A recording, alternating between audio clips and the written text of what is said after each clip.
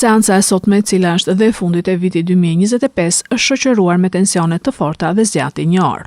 Që në fillim të saj, deputetët e opozitës bllokuan foltoren dhe zun karriget e ministrave, gjë që shkaktoi përplasje me efektivët e gardës. Edhe kryetari i Partisë Demokratike Sali Berisha bllokoi foltoren dhe nuk pranoi të largohej. Gjithashtu deputetët opozitarë ndezën disa flakadan dhe hodhën ujë letra në drejtim të Niko Peleshit dhe gardës. Gjendur në një situatë kaosi, tymi dhe përleshjesh, Peleshi kaloi direkt në votim dhe më pas në miratim rendin e ditës dhe disa prej ligjeve që ishin në agjendën e sotme. Ndërkohë në mes të këtij kaosi, Endrit Shabani, i cili u prit me fshëllima kur hyri në kuvent, u betua si avokat i popullit dhe përshëndeti opozitën me një puthje. Pas daljes nga salla e parlamentit, Berisha dhe Balla janë prononcuar për gazetarët. E sotmja nuk është një lajm i ri, asgjë e re nga fronti i lindjes.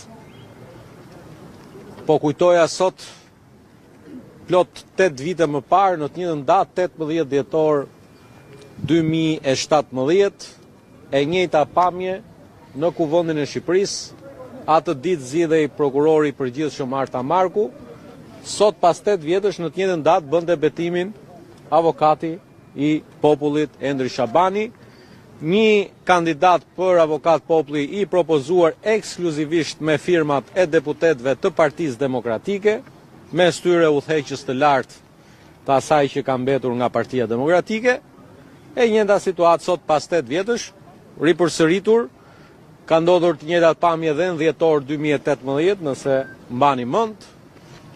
Shqiptarët e dinë se sa herë që duket qartë që protestat nuk kanë frymë, nuk kanë pjesëmarrje, duhet t'i vëmë zjarrin parlamentit që t'na vinë njerëzit në protest. Motoja tyre është vidh dhe ik. Ergy Sagasi është njeriu më intim i Edi Ramës. Terrorist me 2 pengmarrje dhe jeton i qetë pas një lloj bires me mbrojtje shtetërore. Lubi Balluku nuk vjen në parlament, ndonë se duhet të informoj shqiptarët se një pazar i pist është bërë.